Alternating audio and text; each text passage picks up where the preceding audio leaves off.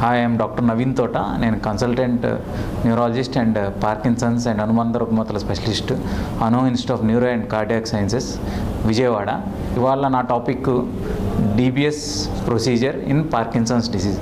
DBS procedure in Parkinson's disease, DBS ప్రొసీజర్లో ఏం జరుగుతుంది అనేది నేను క్లుప్తంగా చెప్పబోయేది ఇవాళ. యాక్చువల్లీ డిబిఎస్ ప్రొసీజర్ ఒక పేషెంట్ సెలెక్షన్ అనేది కీలకమైన స్టెప్. అది ఎంటైర్లీ ఒక డిఫరెంట్ టాపిక్. సో మనం డిబిఎస్ ప్రొసీజర్ ఒక పేషెంట్ సెలెక్ట్ చేశాక అతన్ని ఒక 4 రోజులు లేదా 5 రోజుల ముందర మనం అడ్మిట్ చేస్తాం. సో దట్ పేషెంట్ కౌన్సిలింగ్ చేస్తాం. ఏంటంటే పేషెంట్కి డిబిఎస్ రోజు ఏం జరుగుతుంది, వాళ్ళలో ఎన్ని ఫేజెస్ ఉంటాయి ఈ సర్జరీలో అనేది వాళ్ళకి ఎక్స్ప్లెయిన్ చేస్తాం. అంటే అందులో 2 ఫేజులు ఉంటాయి. మొదటిది పేషెంట్ అవేక్గా ఉంటాడు, అంటే పేషెంట్ మెలకువలో ఉండే సర్జరీ ఒక భాగము, ఇంకోటి జనరల్ అనస్థీషియా ఇచ్చి చేసేది రెండో భాగం అనమాట. ఇవన్నీ క్లియర్గా పేషెంట్ అండర్స్టాండింగ్కి ఎక్స్ప్లెయిన్ చేస్తాము. అండ్ మెలకువలో ఉన్నప్పుడు పేషెంట్ ఏమేమి చేయాలనేది ఒక 3-4 రోజులు కౌన్సిలింగ్ చేస్తాం. ఒక 3 రోజుల ముందల అంటే సర్జరీ ఇవ్వాలనుకోండి, ఒక 2-3 డేస్ బిఫోర్ మన పేషెంట్కి ఎంఆర్ఐ అండర్ డిబిఎస్ ప్రోటోకాల్ చేస్తాం. On the day of surgery ఏం చేస్తామంటే పేషెంట్కి ఫ్రేమ్ ఫిక్స్ చేస్తాం. టిపికల్లీ సిఆర్డబ్ల్యూ కానీ ఎక్సెల్ ఫ్రేమ్ కానీ ఫిక్స్ చేసి దాంతో మనం సిటీ స్కాన్ చేస్తాం. ఏదైతే ఆ సిటీ స్కాన్ చేస్తామో ఆ సిటీ స్కాన్ని ఇమేజెస్ మనం ఆ ప్రీ ఆపరేటివ్ ఎంఆర్ఐతో ఫ్యూజ్ చేసి మనం బేస్డ్ ఆన్ ద టార్గెట్, ఒక పేషెంట్కి అయితే కొంతమందికి వాళ్ళ ఉన్న రుగ్మతను బట్టి ఎస్టీఎన్ కానీ లేకపోతే గ్లోబస్ ప్యాడ్లస్ ఇంటర్నల్ అనే భాగాలు మనం టార్గెట్ చేస్తాము. ఆ భాగాలకి మనం ఎంఆర్ఐతో ఫ్యూజ్ చేసిన తర్వాత యూజింగ్ ఏ నావిగేషన్ సిస్టమ్ వాటిని కోఆర్డినేట్స్ తీసుకుంటాం. కోఆర్డినేషన్ అంటే బ్రెయిన్ నుంచి ఎంత దూరంలో ఉంది అనేది మనకి తెలుస్తుంది. ఆ కోఆర్డినేషన్ అనేది మన navigation system, electronics stealth navigation system use చేసి మనం ఈ కోఆర్డినేట్స్ వస్తాయి. వీటిని pre operative MRI CT scan fuse చేశాక వాటిని కరెక్ట్గా ఫ్యూజ్ అయిందో చెక్ చేసుకున్నాక ఆ కోఆర్డినేట్ లోకలైజ్ చేసి దాని కోఆర్డినేట్స్ మనకు వస్తాయి. దీన్ని direct targeting, this is a direct imaging targeting based coordinates. ఇవి మనం డైరెక్ట్గా ఇంకా మెలకువలో ఎందుకు చేయాలి ఈ సర్జరీ? ప్రాబుల్ ఇమేజింగ్ టార్గెటింగ్ కరెక్ట్గా sensory motor reason of the STN కానీ జీపీఐ కానీ కరెక్ట్గా ఫ్యూజ్ అయి ఉండకపోవచ్చు. దానికోసం మనం మెలకువలో చేయాల్సి వస్తుంది ఈ సర్జరీ. డ్యూరింగ్ ద సర్జరీ ఇప్పుడు మెలకువలో కూడా 2 భాగాలు ఉంటాయి. అందులో ఎలక్ట్రోఫిజియోలాజికల్ అంటే మైక్రో ఎలక్ట్రోడ్ రికార్డింగ్, అంటే బ్రెయిన్లో మనకి లేయర్స్ ఉంటాయి కదా, ఏ లేయర్కి సంబంధించి ఆ లేయర్కి మనకి కొన్ని సిగ్నల్స్ ఎమిట్స్ అవుతాయి. మొదటగా మనం నీడిల్ లోపలికి వెళ్ళాము, మొదటగా టచ్ అయ్యే స్ట్రక్చర్ థలామస్. అక్కడ జస్ట్ మనకి సిగ్నల్స్ వస్తాయి. అవి జస్ట్ అప్పుడప్పుడు ఒక సిగ్నల్ వస్తూ ఉంటుంది లైక్ ట్రికిల్స్. అదే మనకి కిందకి వెళ్తే మనకి ఎస్టీఎన్ వస్తుంది. ఎస్టీఎన్ టచ్ అవ్వడంలో మనకి రైన్ అనే టిన్ రూఫ్ టప్ టప్ టప్ టప్ అని శబ్దం వస్తుంది.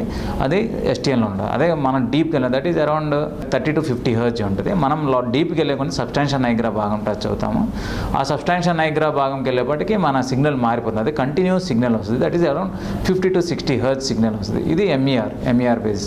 ఈ ఎంఈఆర్ కూడా మనం 5 ఎలక్ట్రోడ్లు ఉపయోగించి చేస్తాం. అంటే anterior, posterior, medial, lateral, central ఎలక్ట్రోడ్స్తో మనం 5 ఎంఈఆర్స్ రికార్డ్ చేస్తాం ఒక్కో పేషెంట్కి.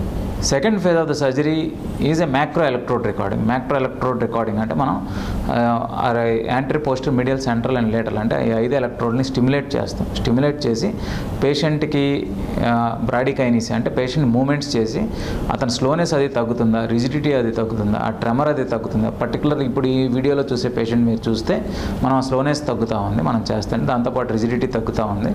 ఒక పర్టికులర్ ఫ్రీక్వెన్సీ వచ్చాక ట్రెమర్ కూడా తగ్గుతూ ఉంది. ఈ వీడియోలో చూడొచ్చు మీరు. మ్యాక్రో ఎలక్ట్రోడ్ రికార్డింగ్లో కూడా మనం ఫైనల్ ఎలక్ట్రోడ్ ఎక్కడ వదిలేస్తామంటే ఎక్కడైతే మనకు మ్యాక్సిమం విండో, థెరపటిక్ విండో అంటే మ్యాక్సిమం పేషెంట్ బెనిఫిట్ అంటే చూసుకోండి. మా టిపికల్లీ బెనిఫిట్ అనేది 1 volt to 3.5 volts వరకు వస్తుంది.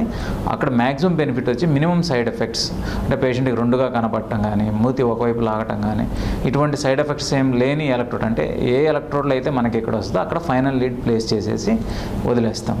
ఇది అయిపోయాక మనకి రెండో భాగం సర్జరీ. డ్యూరింగ్ దిస్ ఫేజ్ ఏం చేస్తామంటే జనరల్ అనస్థీషియా కింద ఈ రెండో భాగం సర్జరీ ఉంది. పేషెంట్ ఇంట్యూబేట్ చేసి జనరల్ అనస్థీషియా ఇచ్చి ఇందులో ఒక టనల్ ద్వారా మెదడులో ఉన్న ఎలక్ట్రోడ్ని చెస్ట్లో ఉన్న సబ్ క్లావిక్యులర్ రీజన్లో ఉన్న ఇంపల్స్ జనరేటర్ కనెక్ట్ చేస్తాం.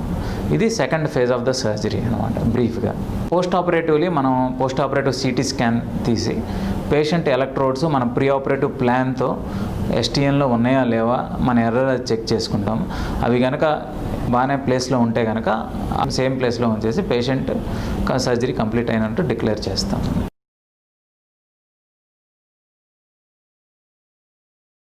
హలో, నేను doctor Balabalaji Osuri, consultant neurosurgeon, Anu institute of neuro and cardiac sciences అండి. నేను ఈరోజు డిబిఎస్ పార్కిన్సన్స్ డిసీజ్కి మెయిన్ కీ న్యూరోసర్జికల్ స్టెప్స్ మీకు ఎక్స్ప్లెయిన్ చేద్దాం అనుకుంటున్నాను. ఇది ఫస్ట్ మనం పేషెంట్కి ఫ్రేమ్ ఫిక్సేషన్ చేస్తామండి. మనం ఇక్కడ యూజ్ చేసే ఫ్రేమ్ సిఆర్డబ్ల్యూ ఫ్రేమ్ అండి. సిఆర్డబ్ల్యూ ఫ్రేమ్కి మనకి 4 పోస్ట్స్ ఉంటాయండి. 2 యాంటీరియర్గా 2 పోస్టీరియర్గా ఉంటాయి, ప్లస్ 2 ఇయర్ ప్లగ్స్ ఉంటాయి అన్నమాట. ఈ మొత్తం అన్ని పోస్ట్ ప్లస్ ఇయర్ ప్లగ్స్ అనేవి కరెక్ట్గా ఈక్వి డిస్టెన్స్లో మనకి ఫ్రేమ్కి పేషెంట్ హెడ్కి అటాచ్ అయి ఉండాలండి. ఒకసారి పేషెంట్కి ఫ్రేమ్ అటాచ్ చేసిన తర్వాత సిటీ లోకలైజర్ ఫ్రేమ్ పేషెంట్కి అటాచ్ చేసి తర్వాత పేషెంట్ని సిటీ స్కాన్కి పంపిస్తాం అనమాట. సిటీ స్కాన్లో పేషెంట్ని సిటీ ఇమేజెస్ అన్నీ ప్లేన్ అండ్ కాంట్రాస్ట్ తీసిన తర్వాత ఏవైతే ఎంఆర్ఐ ఇమేజెస్ మన డిబిఎస్ ప్రోటోకాల్ ప్రకారంగా ముందు రోజు చేసిన ఇమేజెస్ని ప్లస్ ఈ సిటీ ఇమేజెస్ని మన నావిగేషన్ స్టెల్త్ సిస్టంలో ఫ్యూజన్ చేసి కోఆర్డినేట్స్ అనేవి మనకి తీసుకొస్తామండి.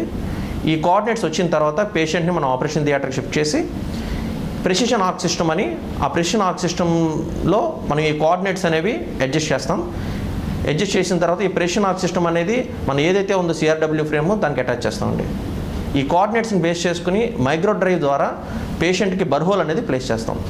ఈ బర్హోల్ ఒకసారి ప్లేస్ చేసిన తర్వాత ఎలక్ట్రోడ్స్ అరే ట్యూబ్స్ అనేవి మైక్రో డ్రైవ్ ద్వారా మనం ప్లేస్ చేసి ఈ పిఆర్ అండ్ మైక్రో స్టిమ్యులేషన్స్ ద్వారా అప్రోప్రియేట్ ఎలక్ట్రోడ్ అనేది సెలెక్ట్ చేయడం జరుగుతుందండి.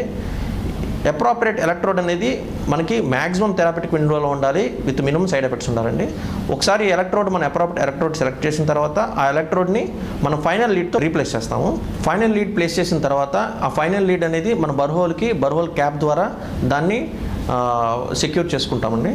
ఈ ఫైనల్ లీడ్కి మనం నెక్స్ట్ ఇంపల్స్ జనరేటర్ అంటే ఐపీజీ అంటామండి. దాని నుంచే మనకి మెయిన్ స్టిమ్యులేషన్ అనేది లీడ్స్కి వస్తూ ఉంటుంది. దాన్ని మనం క్లావికిల్ కింద సబ్క్యూటినస్ ప్లేన్లో మనం దాన్ని బర్రీ చేసి దాని నుంచి వచ్చిన లీడ్స్ని మనం ఫైనల్ లీడ్కి మనం సబ్క్యూటినస్గా టనెల్ చేసి దానికి కనెక్ట్ చేస్తామండి.